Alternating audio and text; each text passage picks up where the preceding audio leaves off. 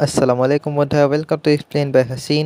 আজ আমি এক্সপ্লেন করব অ্যাটাক অন টাইটানের ওভা। তো এপিসোডে শুরুতে আমাদেরকে জিনের হোম টাউনের সিন দেখানো হয়। এখানে জিন একটি মেয়ে ছবি আঁকছিল এবং এখানে আমাদের বলা হয়নি, তবে এই মেয়েটিকে দেখতে কিছুটা মিকাসার মতো লাগছিল। এখানে জিনের মুখ থেকে একটু ঘাম সেই ছবিতে পড়ে, যার ফলে সেই ছবিটি একটু নষ্ট হয়ে যায়। আর তখন জিনের মা জিনের রুমে আসে এবং সে এসে বলে, আর কতক্ষণ ঘুমাবি তুই? এখানে জিন তার মায়ের উপরে রেগে যায় এবং সে তাকে বলে, তুমি দরজাতে নক করনি কেন? হুট করে আমার ঘরে ঢুকে পড়েছো এবং তুমি অমলেটটিকে কেন নিয়ে এসেছো? তো এখানে জিনের মা বলে, আমি তোকে ডাকছিলাম কিন্তু তুই তো উঠছিলি না, এই জন্য আমি মিস্টার অমলেটকে এখানে নিয়ে এসেছি তোকে দেখার জন্য। তো জিন এইসবে একটু বিরক্ত হয়ে যায় এবং সে তার মাকে তার ঘর থেকে বের করে দেয়। তবে এইসবের ফলে তার আঁকা ছবিটি নষ্ট হয়ে গেছিল এবং জিন ফ্রাস্ট্রেশনে এসে তাই সে আঁকা ছবিটিকে ছিঁড়ে ফেলে। এখানে জিন নিজেকে কথা দেয় যে সে মিলিটারি পুলিশ রেজিমেন্ট জয়েন করবে এবং ইন্টেরিয়ার ওয়ালে আইএসএ নিজের জীবনযাপন করবে। 2 বছর পর যখন তারা 104 ক্যাডেট কর্পসে ছিল, তখন তাদেরকে ট্রেনিং এর জন্য জিনের হোম টাউনে নিয়ে আসা হয়েছিল, যেটা ছিল ট্রস ডিস্ট্রিক্টে। এখানে সেই শহরের মধ্যে এক জঙ্গলি ফেগিকে নিয়ে চর্চা হয়েছিল। কনি এখানে বলে, কি অসাধারণ, আমি তো এর আগে কখনো এইরকম শহর এলাকাতে আসিনি। সাসাও এখানে বলে, হ্যাঁ সত্যি এখানকার খাবার নিশ্চয় অনেক টেস্টি হবে। তো তাদের কথা শুনে এখানে জিন হেসে বলে, হ্যাঁ তোমাদের জন্য তো এই ট্রস ডিস্ট্রিক্টই ভালো, একবার আমাকে শুধু মিলিটারি পুলিশ জয়েন করতে দাও, এরপর আমি ইন্টেরিয়ার ওয়ালে আইএসএ নিজের জীবন কাটাবো। তো এখানে পিছন থেকে মার্কো আর আর্মেন জিনকে জিজ্ঞাসা করে যে সে তার মায়ের সাথে দেখা করতে যাবে না। তো এখানে জিন একটু রেগে বলে, এই কথাটি ভাববাও না, আমি ওনার সাথে দেখা করতে যাচ্ছি না, বুঝেছো? তো এখানে তাদের ট্রেনিং শুরু হয় এবং এখানে জিন আর্মেন আর অ্যানি গ্রুপে ছিল। এখানে জিন জানতো যে কমান্ডার পিক্সেস তার উপরে নজর রেখে আছে, আর এখানে তাদের মিশন ছিল যে তাদেরকে ফ্রন্ট লাইনে দাঁড়িয়ে সবকিছু সামাল দিতে হবে। তবে জিন এইসব মানে না এবং সে বলে যে তার সোলজার তাদের কাজই হচ্ছে টাইটান ঢেকে মারা। এখানে জিনের সামনে এক টাইটান ছিল, মানে টাইটান না, ঠিক টাইটানের এক স্ট্যাচু টাইপ বানানো ছিল। তো জিন সেটার উপরে আক্রমণ করতে যায়, তবে মিকাসা এসে সেই টার্গেট দেখে শেষ করে দেয়। তবে জিন এটাতে মাইন্ড না করে এক অদ্ভুত স্মাইল দেয়। তার সামনে আরো কিছু টাইটান ছিল, তবে এদেরকে কনি আর সাসা মেরে ফেলে। এইসবের ফলে জিন এখানে অনেক ফ্রাস্ট্রেট হয়ে গেছিল এবং ট্রেনিং শেষে সে কনি এবং সাসাকে চিটাই বলছিল যে জিন যে টার্গেট গুলোকে ফিক্স করেছিল তা থেকে কনি এবং সাসাই মেরে ফেলেছে। তো এখানে সাসা বলে, দেখো যখন শিকার চলবে তখন সবকিছুই অ্যালাউড। তো এখানে জিন বলে, আচ্ছা আচ্ছা অনেক হয়েছে, আমি তোর মতো পাটাটুক গালের কাছে কোনো হান্টিং এই লজিক শিখতে চাই না। এই কথাটি শুনে সাসা আর কনি এগে যায় এবং সে বলে, এখনই ক্ষমা চা, না হলে কিন্তু। 1 মিনিট, আমি বুঝেছি কি হয়েছে। এখানে কনি বলে, তুমি এগে আসো কারণ তোমাকে নিজের মায়ের কথা মনে পড়ছে, তাই না?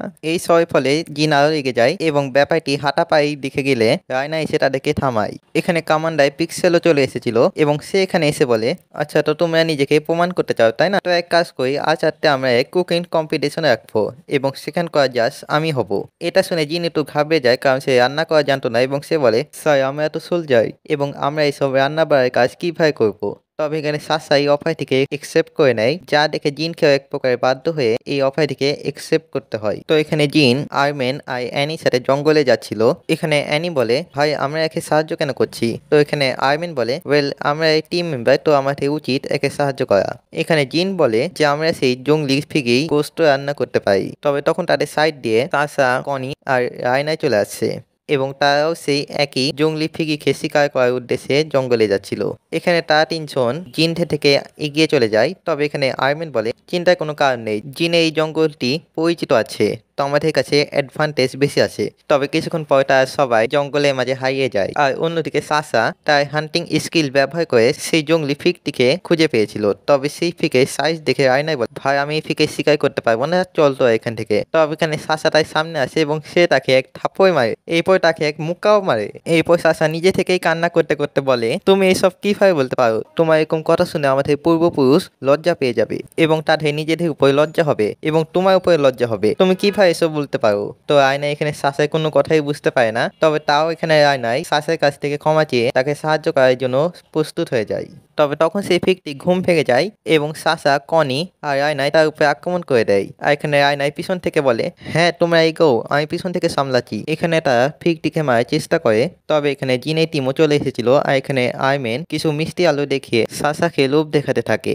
তবে এখানে সাসা লোভে পড়ে না এবং তারা কোনোভাবে সেই ফিগটিকে মেরে ফেলে। এখানে তারা সেই ফিগটি বডি শহরে নিয়ে গিয়ে সবাইকে দেখাতে থাকে এবং শহরের সবাই এটা দেখে অনেক ইমপ্রেস হয়। সেই দিন রাতে এরেন কিছু বক্স উঠাছিল, তবে সেইগুলো অনেক ভারী হওয়ায় তার কাছ থেকে ওগুলো উঠছিল না। তবে এখানে মিকাসা একসাথে 2-3টা বক্স অনেক আরামে উঠে নিয়েছিল। এটা দেখে এরেন একটু ডিসঅ্যাপয়েন্টেড হয়ে যায় নিজেকে নিয়ে। এখানে যখন মিকাসা তাকে সাহায্য করতে আসে তখন এরেন তাকে সরিয়ে বলে, ওই তুমি কি করছো, আমি নিজে থেকে কাজ করতে পারি। তবে তখন তার কাছে এক মহিলা আসে। এরপর আমাদের জিনের সিন দেখানো হয় যে অনেক ফ্রাস্ট্রেট ছিল, কারণ সে ওই ফিকটিকে স্বীকার করতে পারেনি, কিন্তু তখন সেখানে তার মা চলে আসে এবং সে এসে জিনকে জিজ্ঞাসা করে যে সে তার সাথে দেখা করতে কেন গেছিল না। জিনের মা এখানে তাকে বাচ্চার মতো ট্রিট করছিল, যা দেখে জিন একটু লজ্জা পেয়ে যায় এবং সে তার মাকে চলে যেতে বলে। তবে এখানে তার মা বলে, আচ্ছা ঠিক আছে আমি যাচ্ছি, তবে আমি তোমার এবং তোমার বন্ধুদের জন্য কিছু খাবার এনেছি। তবে জিন সেগুলোকে ফেলে দেয় এবং সে বলে আমাদের এইসব প্রয়োজন নেই। তো এরেন সেগুলোকে তুলে নেয় এবং সে জিনকে শান্ত হতে বলে। এখানে জিনের মাও সবাইকে বলে, আপনারা জিনের কথায় কিছু মনে করবেন না, ও একটু বট মেজাজি, তবে তার মন অনেক ভালো। তবে এখানে জিন তার মায়ের উপরে অনেক রেগেছিল এবং সে তার মাকে সেখান থেকে তাড়িয়ে দেয়। আর এখানে এরেন বলে, জিন আমার মনে হয় তোমার মায়ের সাথে ভালোভাবে আচরণ করা উচিত।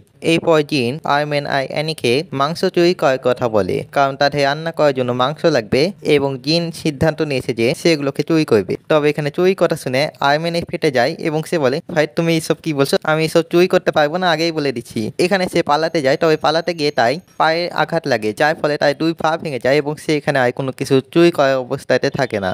এখানে সে জিনের কাছ থেকে ক্ষমা চায় এবং অ্যানিও এখানে বলে, আমিও তোমাকে সাহায্য করতে পারবো না, কারণ যদি আমরা একবার ধরা পড়ে যাই তো আমাদের জন্য অনেক সমস্যা হবে। তো এখানে জিন একাই সেই মাংসগুলোকে চুরি করার সিদ্ধান্ত নেয়। তবে যখন সে ওই মাংসগুলোকে চুরি করতে যাচ্ছিল তখন তার সামনে এক লোক আসে এবং সেই লোকটি জিনকে এক জিনিস দিয়ে বলে, এই পরের বার যদি তোমার মা তোমাকে কিছু দেয় তো কোনো কথা না বলে সেই জিনিসটিকে নিয়ে নিবে। আর এখানে জিনের মা তার জন্য অমলেট পাঠিয়েছিল। আর সেই অমলেটটিকে দেখে জিনে আগের ঘটনাগুলো মনে পড়ে। যখন সে ছোট ছিল তখন সে তার মায়ের হাতে রান্না অনেক ভালোবাসতো, বিশেষ করে অমলেট। তো এখানে জিন অনেক জোশে চলে আসে এবং সে রান্না করতে শুরু করে এবং পাশাপাশি আমরা সাসাকেও দেখি যে অনেক জোশের সাথেই রান্না করছিল। আর অন্যদিকে মিকাসা তাই ডেইলি ওয়ার্কআউট করছিল। তো এরপর তারা তাদের বানানো খাবার কমান্ডার পিক্সাসের কাছে উপস্থাপন করে। সর্বপ্রথম কমান্ডার পিক্সেল সাসার বানানো সেই মাংসটিকে খায়, আর সেই মাংসটিকে খেয়ে তিনি কিছুক্ষণ চুপ করে বসে থাকেন, কিন্তু হঠাৎ করে মাটি ভাঙতে শুরু করে এবং কমান্ডার পিক্সেল ওনার জায়গা থেকে উড়ে যায় এবং সে ওখানকার কিছু টাইটান থেকে মেরে ফেলে।